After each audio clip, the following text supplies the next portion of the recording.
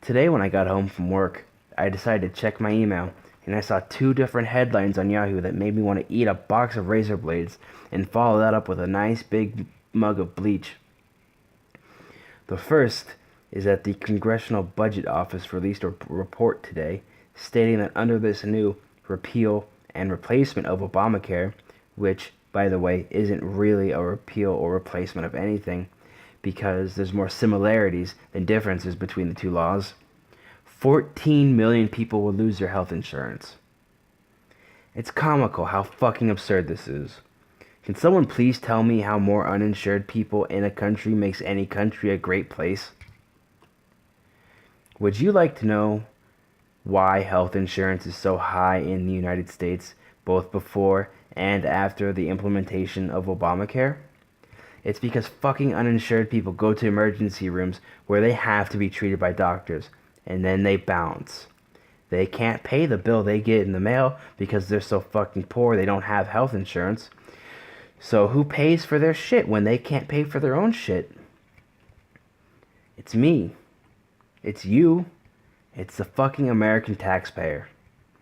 This type of system is a net loss because it takes insurance away from people while simultaneously increasing the insurance rates.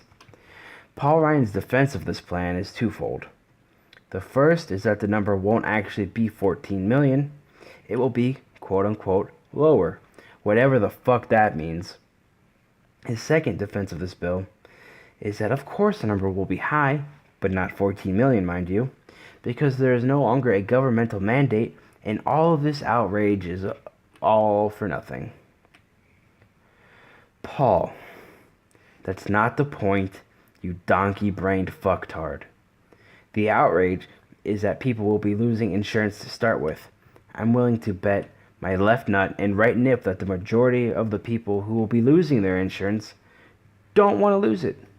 In fact, I'm willing to bet that the majority of those people not only bought insurance before they were penalized, but willingly bought it. Because not having insurance fucking sucks. It's terrifying.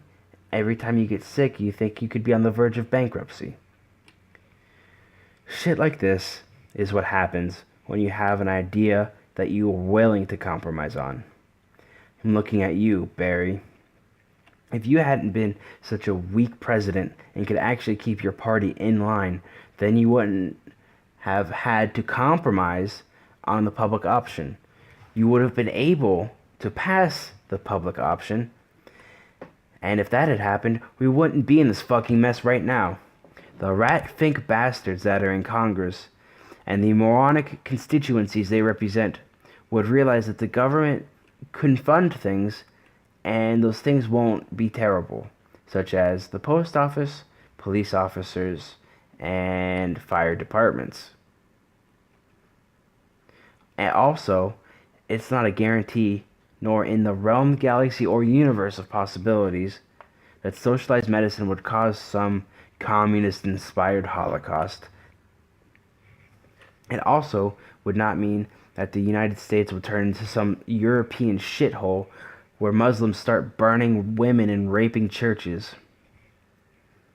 As a small aside, I don't even understand how people can connect socialized medicine to the absolute shit show of immigration and integration policies of Nordic countries.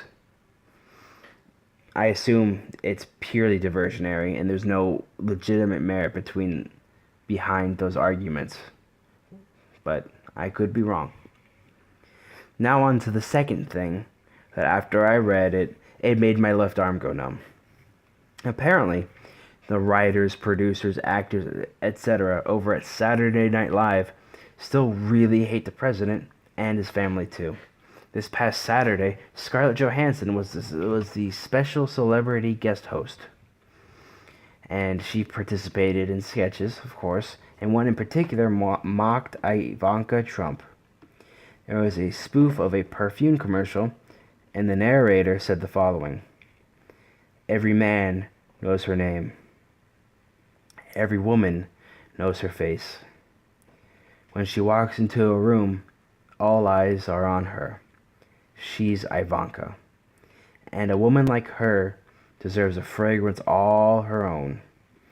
A scent made just for her. Because she's beautiful. She's powerful. She's complicit. The narrator continues. She's a woman who knows what she wants and knows what she's doing. A feminist. An advocate. A champion for women. But like, how? Holy fucking fuck. What could she possibly be complicit in? It's not as if she knows about any crimes that are currently being committed and chooses not to stop or report them. The writers of SNL are acting as if being related to Trump and not hating every single one of the acts he's committed as president automatically makes you a Nazi collaborator in 1944 Paris. The sketch, by the way, ends with the narrator saying the fragrance for the woman who could stop all of this, but won't. What the fuck can she stop?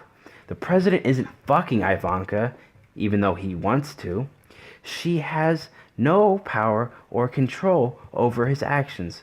To place the blame for any of the Trump administration's abysmal policies on anyone outside of the president himself or the cabinet that advises him just shows how little the writers at SNL actually understand politics or maybe actually care about what they're saying. Maybe they're just trying to get shit on the paper because they have a deadline. I don't fucking know.